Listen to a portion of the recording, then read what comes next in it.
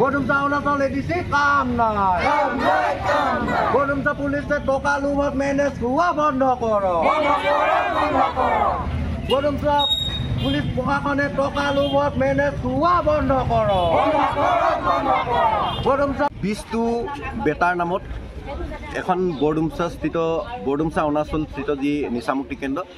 আমাৰ এজন গাঁৱৰে যুৱক একেবাৰে কম বয়সীয়া যুৱক অনুপম মুদৈক বৰ নিৰ্মমভাৱে অমানৱীয়ভাৱে মাৰধৰ কৰিলে বৰ্তমান তেওঁ পংগু অৱস্থাত আছে আৰু একেবাৰে দুখীয়া দৰিদ্ৰ হোৱাৰ হেতুকে তেখেতক আচলতে ঘৰৰ মানুহ